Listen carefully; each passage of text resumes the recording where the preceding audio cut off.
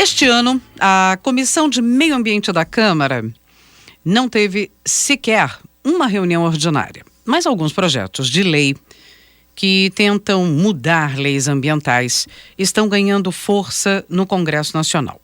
E um dos projetos em análise pela Comissão de Constituição e Justiça, a CCJ, do Senado, prevê uma redução da área protegida da Amazônia Legal, o que poderia causar um desmatamento de 8,5 milhões de hectares. E isso parece ser apenas, um ponto, um começo. Há textos, por exemplo, que propõem redução da carga tributária de atividades poluidoras, validam derrubada de uma área equivalente a 1,5 vezes o tamanho da Alemanha, se a gente for comparar, permitem construção de barragens em áreas de preservação permanente e transferirem áreas da União para estados, incluindo florestas nacionais. Então, uma lista longa aí de projetos que chamam muito a atenção e preocupam muito os especialistas da área ambiental. É sobre isso que nós vamos tratar. Vamos tentar entender esses projetos. Converso sobre o assunto com o professor Pedro Luiz Cortes, que é titular da Escola de Comunicações e Artes, também professor do Instituto de Energia e Ambiente aqui da USP.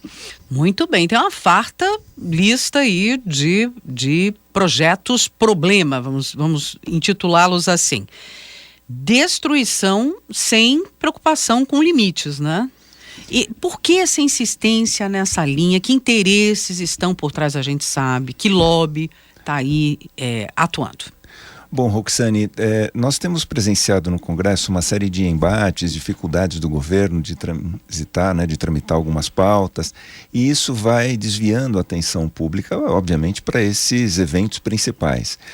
E é claro que aquelas bancadas que representam interesses não públicos, que representam interesses privados no sentido de se apropriar de recursos naturais em benefício próprio, mesmo que isso cause prejuízo ambiental, essas bancadas elas vão se articulando e conseguindo que determinados projetos avancem sem despertar a atenção pública, porque na verdade a atenção está voltada para grandes temas, que é a dificuldade, às vezes, de articulação do governo. Uhum. Então, por exemplo, a gente tem uma PL, que é a 3334 de 2023, que na prática ela reduz a área de preservação da floresta amazônica, como você colocou na abertura, de 80%, como é previsto hoje, para 50%, ou seja, para quem tem uma área legalizada, ele pode desmatar 20% da área, E a partir da aprovação dessa PL, poderia desmatar 50%, ou seja, aumenta significativamente a área que pode ser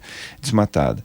E qual a situação desse PL? Está na pauta da CCJ, no Senado, e se for aprovado, vai para a Comissão de Meio Ambiente, de forma terminativa. Tem a PL 364 de 2019, que considera como área rural consolidada, onde é permitida a intervenção humana, imóveis rurais com vegetação nativa não florestal.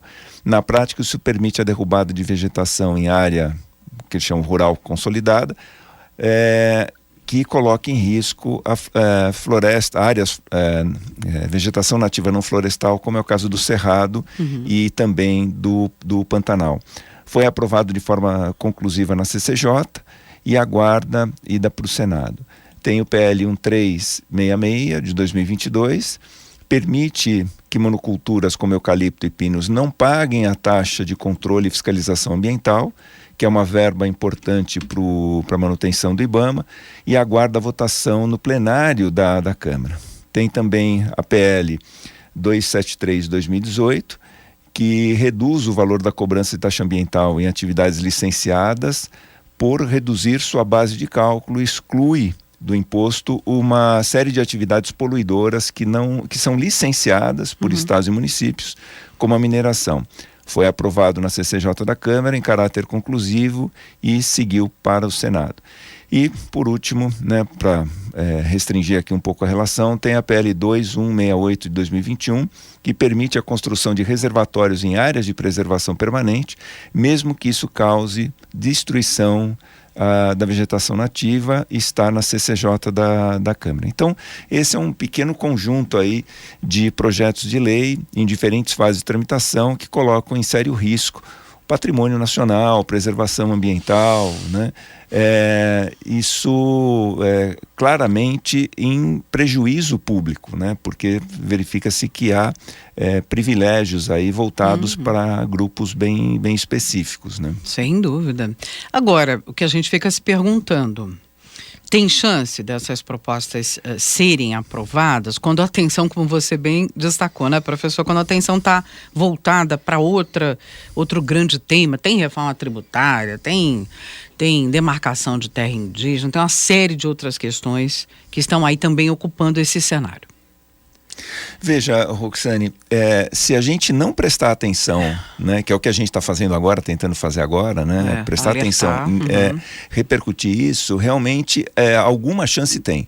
Eu não digo que tudo seja aprovado, e talvez nem seja essa a estratégia, obviamente que eles desejam que tudo isso seja aprovado, né, quem propôs e quem está a favor desses projetos de lei, mas eu vejo que há uma estratégia de conseguir aprovar alguma coisa vai acabar passando no entendimento deles, se não houver uma mobilização por parte da opinião pública, né, se a imprensa não repercutir isso adequadamente, porque realmente a pauta está muito congestionada em relação aos temas ligados ao Congresso Nacional, né?